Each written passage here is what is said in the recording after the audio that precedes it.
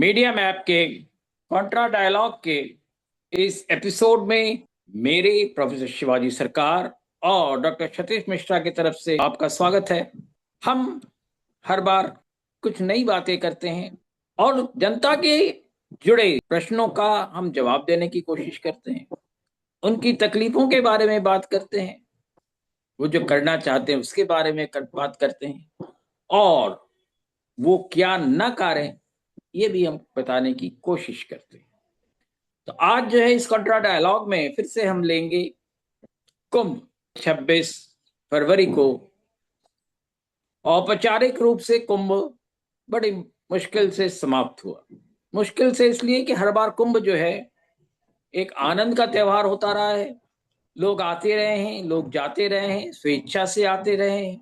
इस बार जो है एक आस्था की डुबकी लगाने के नाम पर और कुछ सही गलत बोल के कि 144 साल बाद ये मुहूर्त आ रहा है, वो संयोग आ रहा है, ये सारे करके हमने लोगों को ऐसे जगह पे बुलाया जहां पर उतने लोगों को समाने की व्यवस्था नहीं थी। कहा जा रहा है कि 66 करोड़ लोग आए थे और 66 करोड़ लोग इलाहाबाद जैसे या पौराणिक इलाहाबाद जैसे जगह पर समा सकते हैं। इसका मतलब है कि भारतवर्ष की आबादी बहुत कम है आज भी। भारतवर्ष की आबादी या तो बहुत ज्यादा होनी चाहिए, 600-700 करोड़ शायद होगी, तभी जाके होगा। क्योंकि हमने जब आपस में हम और डॉक्टर मिश्रा बात कर रहे थे, हमने जब बातचीत की तो ये मालूम पड़ा कुल मिलाकर जो है हमारे जान पहचान का जितना भी बड़ा सर्कल है, चाहे वो सोसाइटी हो चाहे कुछ हो, सब मिला के 2-3% लोग शायद कहीं से भी गए हैं या उससे कम ही गए हैं, ज्यादा नहीं गए। और जिस तरह का हुजूम और जिस तरह की भीड़ पहुंची, वो जरूर ये बात सही है कि पिछले कुंभों में वो नहीं पहुंची। 1966 से लेके 2013 के कुंभ तक इतने लोग नहीं पहुंचे और वो लोग भी नहीं पहुंचे पिछले कुंभों में जो इस बार जो है बड़े जोर शोर से दिखावे के साथ डुबकी लगा रहे हैं। वो राजनेता नहीं पहुंचे, बहुत से धर्म के लोग भी नहीं पहुंचे, पर इस बार जो है जिस तरह से आह्वान किया गया उससे निश्चित रूप से व्यवस्था से ज्यादा लोग वहां पहुंचे। और एक चीज और हमने देखने को मिला, वहां जो व्यवस्थाएं की गई उसमें एक चीज जो है सब जो पहले भी कुंभ में थोड़ी बहुत होती रही है, ऐसा नहीं है कि कभी नहीं हुई है, पर इस बार जैसा हुआ ऐसा नहीं हुआ है। एक डोम होटल बना जिसके कमरे के किराए 91,000 रुपए प्रतिदिन रहे। इलाहाबाद में आसपास जितने भी रहने की जगह रही हैं, जो 2,000 3,000 या 1,000 के होते थे, कोई भी 5-10 या जो भी जो ले सके वो ले लिया। यहाँ तक कि अगर कहीं बिस्तर पे रात पे सोने को दिया 200-500 रुपए उसके भी ले लिए। ऑटो यानी कि मोटरसाइकिल से जो लोग ले जा रहे थे 500-500 1,000 रुपए वहां ले लिए। ये एक किस तरह की व्यवस्था का परिचय है कि आप समझे। तब आज इसी पे बात करेंगे कि डुबकी लगाया लोगों ने या आस्था में डूब गए। डॉक्टर मिश्रा, क्या हुआ कुंभ में? हम डूब गए या डुबकी लगा के चले आए? देखिए, बात आपने जो कही, मैं नहीं गया और शायद आप मैं भी भी नहीं। इस बार जा नहीं पाया, जबकि मैं पूरे हाँ, 7 कुंभ पर्यटन कर आ, चुका हूँ। अगर मौका होगा, अवसर होगा, तो मैं भी जाने में मुझे कोई गुरेज नहीं होगा। मुझे भी नहीं था। पर ये मेरे ऊपर प्रश्न चिन्ह अगर लगे कि मैं नहीं गया या आप नहीं गए, तो आप और हम सनातन धर्मी नहीं है, हिंदू नहीं है। देखिए, इसका एक उदाहरण कि केंद्रीय मंत्री है, महाराष्ट्र के हैं, उन्होंने कहा कि उद्धव ठाकरे, राहुल गांधी, सोनिया गांधी ये हिंदू नहीं है, क्योंकि ये कुंभ में इन्होंने डुबकी नहीं लगाई। तो मैं इसका तो इंटरप्रिटेशन। जी। मैं एक छोटी सी चीज बताता हूँ आपको जी। कि जितने लोग वहां डुबकी लगाने गए इस बार, 2013 में भी नहीं गए थे, 2001 में भी नहीं गए थे, और कोई कैबिनेट मीटिंग इससे पहले वहां नहीं हुई थी, है ना? तो दिखावा अगर सब कुछ है तो आप जो कह रहे हैं सही है। नहीं, देखिए ना, आप इसकी कल्पना कीजिए कि मुझे ये सर्टिफिकेट चाहिए कि मैं हिंदू हूं, और कौन देगा? सरकारें अब ये सर्टिफिकेट देंगी। नहीं, सबसे बड़ी एक चीज है, एक हिंदू धर्म में सबसे बड़ी खासियत है, हिंदू धर्म का कोई भी कहीं भी, या पूरा धर्म भी, किसी को कहीं ठेका नहीं दिया है किसी को। जी। किसी वही। संगठन को ठेका नहीं दिया है, ना किसी संगठन के ठेकेदार के तहत वो काम कर रहा है। हिंदू बिल्कुल। धर्म से ज्यादा स्वतंत्र धर्म कोई नहीं है। हिंदू धर्म में तो यहाँ तक प्रावधान है कि आप नास्तिक हैं, आप भगवान को न मानते हैं, यहाँ तक कि हम देख चुके हैं, हमारे वेद पुराणों में है, भगवान को गालियां भी देते हैं तो भी आप हिंदू रहते हैं। मैं वही कह रहा हूं, मैं वही कह रहा हूं। अब ये है हिंदू धर्म की स्वतंत्रता। अब आज हम उस मोड़ पर आ गए हैं, जबकि एक केंद्रीय मंत्री डिक्लेयर करता है। देखिए, ऐसा है कि आपको निकालने का अधिकार सनातन धर्म से किसी को नहीं मिला है। यहाँ कोई हिंदू पोप धर्म में नहीं किसी है, को निकलने का यहाँ कोई अधिकार नहीं है, पोप नहीं है। समावेश करने का अधिकार तक है। जी, ये नहीं है। तो अब जो आपने बात कही कि हमको जो लॉयल्टी की जो कॉन्सेप्ट है ना, कि हमको प्रूव करना है और जनता को ये बताना है कि अगर जो नहीं गया वो आपके धर्म को का पालन नहीं करता।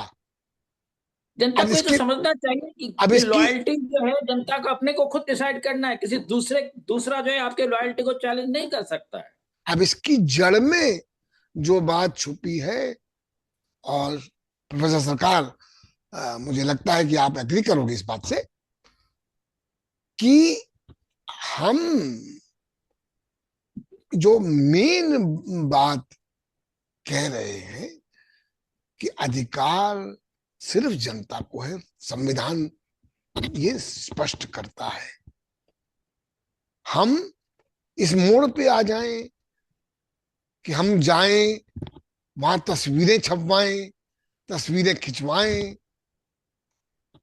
फिल्म स्टार जाएं वहां, जिस तरह का आज समाचार पत्र दिखा रहे हैं, तो ये दिखावा ही तो है। आस्था और दिखावा में बहुत बड़ा अंतर है, और हिंदू धर्म में की विशेषता है ये। जैसा कि अभी आपने बताया कि राइट ऑफ एक्सप्रेशन किसी को नहीं है भाई। तो देखिए, बढ़ चढ़कर संख्या बताना, अरे भाई कितने जा रहे हैं, इसका कोई कंपटीशन प्रतिस्पर्धा थोड़ी है। अब इसके पीछे क्या है, जैसा कि हम और आप अक्सर चर्चा करते हैं कि बड़ा कॉर्पोरेट इंटरेस्ट इसके पीछे चल रहा है, बिजनेस इंटरेस्ट चल रहा है।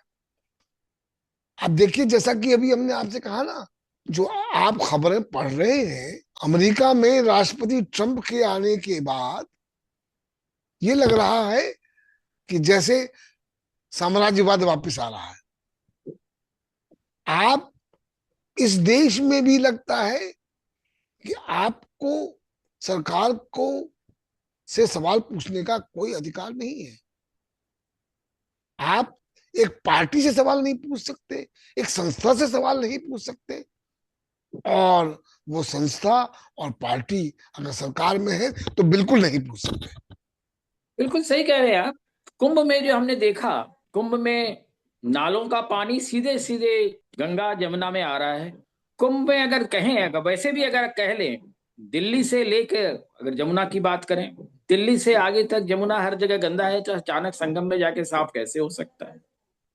गंगा जो हरिद्वार के बाद से ले लें, हालांकि हरिद्वार से ही शुरू हो जाता है, उसके बाद से ले लें, उसकी धारा, अविरल जो धारा थी वो लगातार कम होती चली जा रही है। तमाम बैरेज बने, तमाम बांध बन गए, तमाम तरह से पानी निकाला गया, और उसकी आपूर्ति जो है, जो गंदे नाले के पानी जिसको सीवरेज कहते हैं, सीवेज कहते हैं, उनसे जो है वो सारे की आपूर्ति हो रही है। इलाहाबाद में लोग कह रहे हैं कि हम देख रहे हैं, पर हमारे जो तथाकथित नेता हैं वो कह रहे हैं कि नहीं, आप गंदगी देखने की कोशिश कर रहे हैं, इसलिए आपको गंदगी देखो, वहां कोई गंदगी नहीं है। और गंगा में बायोफाज होता है, वो सब कुछ क्लीन कर देता है। जबकि साइंटिस्ट कहते हैं बायोफाज की एक लिमिट होती है, हरिद्वार या हरिद्वार से ऊपर तक जो है वो काफी इफेक्टिव है। जैसे जैसे नीचे जाते जाते हैं, बायोफाज काम नहीं करता है। और जो सारे ई कोलाई है, अब ई कोलाई क्या है आप समझ सकते हैं, सबको पता है। ई कोलाई जो है वो वहां व्याप्त है। और तमाम लोग, इलाहाबाद के लोग तो कहते ही हैं कि हम संगम में इसलिए नहाते हैं, आप बाहर से आते हो आप नहा लो, हम तो जानते हैं इसमें सिर्फ सीवरेज का पानी है। और हम नहा चुके हैं कई बार, तब बीमार पड़ गए हैं। टाइफाइड होना, निमोनिया होना बड़ी आम बात है इलाहाबाद के लोगों में जो संगम में नहाता है। देखिए ना, जो आप कह रहे हो, ये एक और पक्ष में आपको बताना चाहता हूं, और आपके माध्यम से अपने दर्शकों को बताना चाहता हूं। भाई देखिए, जेलों में नहाने के लिए कैदियों को कहा कि आप थोड़ा सा पानी हम लाए हैं और इसमें नहा लीजिए, और आप जो है कुंभ नहा लिए। अब आप देखें तो फिर तो वही बात हो गई ना, कि हमने अपनी तस्वीरें किसी को भेजी और तस्वीरें उसने डुबोई और हमने कुंभ नहा लिया। 500 रुपये ले लिए हमसे। 500 नहीं, हजारों रुपए की बात हो रही है जो सही खबरें। बात। अब ये क्या आस्था से, हमारे सनातन धर्म के विश्वास से खिलवाड़ नहीं हो रहा है? बिल्कुल। मेरा मानना यह है कि ये खिलवाड़ ही नहीं, एक पाप हो रहा है। हमारे धर्म के हिसाब से तो ये पाप ही है, ये एक भ्रष्टाचार है। जी। अब आपने, जैसा कि आपने कहा कि वहां पर सिर्फ वही सुविधा से जा सकते थे जिनके, जो लोग समर्थ हैं, जिनके पास संसाधन है। बाकी लोग स्ट्रगल करते हुए पहुंचे, आस्था से डुबकी लगाए चले आए, ठीक है। ये भी है, जो खास करके जो वर्तमान लोग जो सत्ता में है, उनसे जुड़े हुए कई लोग जो अपने आप जो गए, उन्होंने कहा वहां पे व्यवस्था तो अच्छी है। और हम करीब करीब जब वहां पहुंच गए तो अचानक कोई केंद्रीय मंत्री आ गया, कोई प्रदेश का मंत्री आ गया, कोई वीआईपी आ गया और सारी व्यवस्थाएं चरमरा गई। तो वहां पे कुंभ में जो इस बार जो है सबसे बड़ी जो समस्या रही है, ये जो वीआईपी कल्चर, और रोज आते रहे लोग, शायद 400 से ऊपर की वीआईपी की लिस्ट है जो वहां पहुंचे हैं, उसके अलावा भी होंगे। और उनको ने के जाने से पूरी शहर की व्यवस्था, कुंभ नगर की व्यवस्था, कुंभ नगरी से सामान्य तौर पर इलाहाबाद शहर पे बहुत कम असर पड़ता था। पर अब जो है ऐसे आपने कुंभ की होड़ जगाई कि लोग गाड़ी से, ट्रेन से, जैसे भी हो वहां पहुंचने की कोशिश में जाम में दिन दिन दिन तक फंसे रहे, और तमाम लोग परेशान हुए। ये और जो भगदड़ मची संगम पे, तीन घटनाएं घटी, एक ही के जिक्र बार बार किया जाता है, और उसके जो बार बार कहा जाता है, हम कहते हैं कि जो वहां पे जो मृतदेह रहा है, दूसरे लोग कहते हैं अरे वहां तो मुर्दे पड़े थे, लोग जो मुर्दे देखना चाहते मुर्दे देखे, हमने तो आस्था देखी है। तो आस्था जो है, किसी जीवंत आदमी को मार डालकर उसके बारे में इस तरह का शब्द प्रयोग कर, जो हमारे चोट को, हमारे दिल की जो आस्था है उसको जो चोट पहुंचाई जा रही है, इस पर कोई नहीं बात करता। नहीं, ये अफसोस की बात है। ये निहायत, मतलब मुझे लगता है कि हम कितने डिह्यूमनाइज होते जा रहे हैं। हम तो मानवता बचने की, बची नहीं रही है। जब हम अपने आंखें नहीं खोल सकते हैं, जैसा कि गांधी जी के प्रपोज तुषार गांधी ने अभी रिसेंटली कहा कि हम गांधी जी के 3 बंदरों को अक्षरशः पालन कर रहे हैं, कि भाई तुम देखो नहीं, तुम सुनो नहीं, तुम बोलो नहीं। तो देखिए गांधी के प्रति क्या आस्था है। इसका एक उदाहरण मैं दे रहा हूं आपको, मैं नहीं कह रहा हूं, उनके प्रपोज तुषार गांधी जी ने कहा। तो देखिए, जो आप बात कर रहे हो, जिसको कि बुरा मान जाते हैं, पर मैं शब्द का प्रयोग करता हूं, अंधभक्ति। मतलब आप अपने विवेक को भुला देते हैं, अपने ज्ञान को परे कर देते हैं, और आप ये कहते हैं कि मेरे अलावा सब गलत है। एक चीज इसमें और भी बात हो रही है, अब जिस तरह की व्यवस्था वहां देखने को मिली, वीआईपी के लिए तो कोई परेशानी नहीं रही। वो सबसे शॉर्टेस्ट रूट से जाते थे, गाड़ी से जाते थे, सबको रोक के जाते थे। तो जो आम आदमी जाता था, उसका एक नैनी स्टेशन है जहां से अगर गंगा पैदल जाए तो जमुना जी पर अगर जाएं तो मुश्किल से 1.5 किलोमीटर, अगर संगम जाना चाहें तो 4 किलोमीटर। पर जनता जो ट्रेन से उतरती थी उसको कम से कम 10 किलोमीटर का और चक्कर लगवाया जाता। पैदल जाते तो 10 किलोमीटर से ज्यादा का चक्कर लगाते थे, भीड़ में धक्के खाते हुए बिना पानी के प्यासे पहुंचते थे। और वहां का जो पानी था, निश्चित रूप से गंगा जमुना का पानी कोई पी नहीं सकता है, और इसीलिए काफी लोग अगर देखें जमुना के किनारे, गंगा के किनारे संगम पर जो पानी की बोतलें हैं जो बड़ी बड़ी कंपनियां बनाती हैं वो बिखरे पड़े हैं, और आम जनता का किसी ने ख्याल नहीं किया। बार बार ये कहा जा रहा है कि लोगों का खाने का तमाम इंतजाम था, पर लाखों लोग तो कम से कम जो हैं, जो गए, वो यही कहते हैं वहां कोई इंतजाम दिख नहीं रहा था। इंतजाम होगा, कोई मना नहीं कर रहा। नहीं, कोशिश की होगी, पर वो क्या पूरा था, सबके लिए कंप्लीट था, कर पाए? ये सब बातें, प्रश्न हैं जिनको पूछे जाने चाहिए। एक सवाल इसके साथ बहुत जरूरी हो गया है। जी। 144 साल बाद एक कुंभ आया, जबकि किसी संत साधु ने ऐसा कहते हुए सुना नहीं गया, पर यह प्रचार किया गया, और प्रचार जो है तंत्र के जरिए ही किया गया। हम 144 साल इस तरह की जो एक हाइप तैयार की गई, किसके लिए की गई? और वहां पे जो लोग पहुंचे, हाँ ठीक है, जो पहुंचे नहा के आए, डुबकी लगा के आए, उनकी एक चलिए खुशी होती है, ठीक है कि इतने झंझट में भी हम जाके नहा लिए वहां। पर क्या इस तरह के भीड़ जुटाना जरूरी था? क्या भीड़ जुटाया, क्या क्या कुछ इलेक्शन के लिए, चुनाव के लिए, राजनीतिक उद्देश्य के लिए, या क्या वजह रही? इस तरह की भीड़ जुटाने की कोई जरूरत तो थी नहीं। कैबिनेट मीटिंग वहां करने की कोई जरूरत तो थी नहीं, जल क्रीड़ा करने की कोई जरूरत तो थी नहीं। पर ये सारी चीजें करने की क्या जरूरत थी? ना, इसके ऊपर क्या कहा जाए शिवाजी भाई।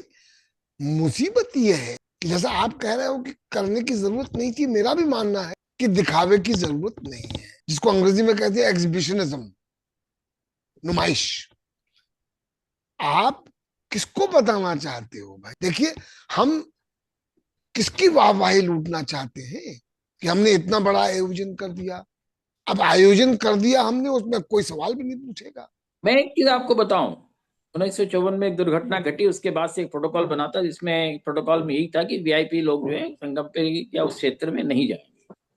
और 1966 से लेके 2001 और काफी हद तक 2013 में भी, हालांकि 2013 में एक दुर्घटना घटी रेलवे स्टेशन पे, पर उसका पालन किया गया, और इसकी वजह से हमने देखा कि संगम क्षेत्र में, कुंभ क्षेत्र में कोई किसी भी तरह की घटना नहीं घटी। और जो भी लोग आए अपनी मर्जी से आए, अपनी मर्जी से मठों में गए, अखाड़ों में गए, दर्शन किए, और बड़े आनंद से आके आनंद से चले गए। तो इस बार वो क्यों नहीं हो पाया? स्वतः जो आने की फुसफूर्ती होती वो कहाँ समाप्त हो गई? देखिए, ये बड़ा मौलिक प्रश्न है, पर आप देखें ना, जो मैंने अभी आपसे चर्चा कर रहा था एग्जीबिशनिज्म की, यहां तक कि सुप्रीम कोर्ट के चीफ जस्टिस भी वहां पहुंच गए। आप देखें कि एक तरह से प्रतिस्पर्धा मची हुई थी बताने की हमको। तो देखिए, ये जो होड़ लगाने की बात है, ये होड़ कब समाप्त होगी, कैसे समाप्त होगी? विवेक तो है नहीं यहाँ, पर हमको प्रूव करना है। और यूपी के डीजीपी कहते हैं बिना किसी घटना के मेला बहुत सुसंपन्न हो गया। Director general of police. मैं कह तो रहा हूं, अब उनको सवाल कौन पूछेगा? देखिए, जैसे अभी आपने कही बात, एक बहुत महत्वपूर्ण बात कही। पहली बात कहां से शुरू हुई कि 144 साल बाद ऐसा संयोग आया है। आपको याद हो, जब राम मंदिर का शिला वो मूर्ति का प्रतिस्थापना होनी थी, तब भी कुछ लोगों ने कहा था ये काल सही नहीं है, मुहूर्त सही नहीं है, चुनाव के दृष्टिकोण से वो कराना उचित समझा गया। तो जो आप कह रहे हैं, इस प्रकार की बात करके लोगों को, वोटर्स को, जनता को ये बताना कि हमने इतना बड़ा आयोजन किया, हमको फिर से चुनो, ये अगर दिमाग में पीछे रहा हो। हम आखिरी उस हिस्से पे आ रहे हैं, मैं आखिरी सवाल पूछता हूं आपसे। कि जनता जो है गुमराह क्यों हो रही है। जनता के पास अपना विवेक है, अपना मस्तिष्क है, अपने सोचने की शक्ति है, अपने आंखों से देखने की शक्ति है। उसके बावजूद वो क्यों गुमराह हो रही है और ऐसे बातों में क्यों बहती चली जा रही है। देखिए, इसके पीछे, वहां भी कहीं ना कहीं लॉयल्टी टेस्ट है। नहीं, इसके पीछे आप देखें, अगर आप जनता को देखिए, ये एक क्या कहना चाहिए, गवर्निंग टेक्टिक्स भी होती है, एक प्रकार की सुनियोजित किस्म की चाल होती है, उसका इंस्ट्रूमेंट होता है। क्या? जनता को अपनी समस्याओं में इतना उलझा दो कि वो और कुछ सोच ना पाए। जैसे अभी आपने कहा, बेरोजगारी बढ़ रही है, महंगाई बढ़ रही है, आपके पास संसाधन नहीं है, आप, गरीबी बढ़ रही है। ये मैं नहीं कह रहा हूं, जो आंकड़े हैं उसके आधार पर बात कर रहा हूं। पिछले 10-12 सालों में अमीर ज्यादा अमीर हुए हैं, गरीब, जो गरीबी की रेखा थी जिसमें लोग ऊपर आ रहे थे, लाए जाते थे, बड़ा एक कीर्तिमान माना जाता था, उसको अगर आप डिस्पैशनेटली एनालाइज करेंगे तो आज हमारे आप को भी सोचना पड़ता है कि हम क्या खर्चा करें, क्या ना करें। यानी कि हम आपका सुबह, कहना है कि हमें परेशानियों में डाल के जी, हमारे आस्था के साथ खिलवाड़ हो रही है। मैं यही कहूंगा, मैं आपसे सहमत हूं इस बात के, मैं आपसे सहमत हूं इस बात पे। चलिए, बहुत अच्छी बातचीत रही। जनता तक हम अपनी बात को पहुंचा रहे हैं। जनता से हम अपनी बात सुनना भी चाहते हैं। कमेंट बॉक्स में आप बात बताएं। हमने आपसे कहा कि आस्था आपको अपनी तरफ होना चाहिए, न कुंभ के लिए, न धर्म के लिए, न किसी भी संगठन के लिए, न किसी भी राजनीतिक दलों के लिए। तो हम इस ये सारी बातें आपको से हम समझना चाहेंगे कि हम सही हैं या आप सही हैं। आप मुझे बताएंगे, हमें बताएंगे, हम सही रास्ते पे चलेंगे। आगे हम और भी ऐसी बातें करेंगे। आपका सहयोग रहेगा तो बहुत अच्छा रहेगा। मैं, प्रोफेसर शिवाजी सरकार और डॉक्टर मिश्रा, कंट्रा डायलॉग के इस एपिसोड से आपको धन्यवाद देते हैं। बहुत धन्यवाद।